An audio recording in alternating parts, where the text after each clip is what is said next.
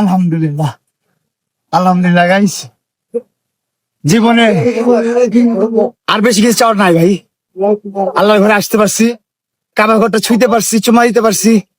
আলহামদুলিল্লাহ, আমার জীবন সার্থক, আমার জীবন সার্থক। আমি দোয়া করি আমার মুসলমান ভাই ব্রাদাররা পৃথিবীর যে প্রান্তে আছে, শুধু মুসলমান না, যাদের অন্তরের ভিতরে আল্লাহ, আমার আল্লাহর উপর, আল্লাহর জন্য বিশ্বাস আছে, আল্লাহর জন্য ভয় আছে, সবাইকে আল্লাহ তাআলা তৌফিক দান করুক। সবাই যেন উমরা করতে আসতে পারে, সবাই যেন হজটা করতে পারে, আর সবার কপালে যেন এটা ছুঁয়ে দেখার তৌফিক থাকে। সবার জন্য দোয়া রইল। আমি আসলে খুব এক্সাইটেড।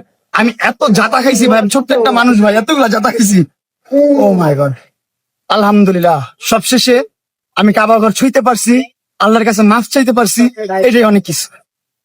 কারোর প্রতি কোনো ক্ষোভ নেই আমার। আল্লাহ তাআলা আমাকে যারা ভালোবাসে মানুষ, আল্লাহ তাআলা সবাইকে তৌফিক দান করুক, সবাই যেন আসতে পারে। আর যারা আমাকে হেট করে, যারা আমাকে ঘৃণা করে, আল্লাহ তাআলা তাদেরকে হেদায়েত দান করুক, তারা যেন বুঝতে পারে সবকিছু, এবং তাদেরকেও আল্লাহ তাআলা তৌফিক দান করুক, তারাও যেন হজ করতে পারে, উমরা করতে পারে। আমার শত্রুদের জন্য ভালোবাসা, ভালোবাসার মানুষের জন্য ভালোবাসা। Love you everyone.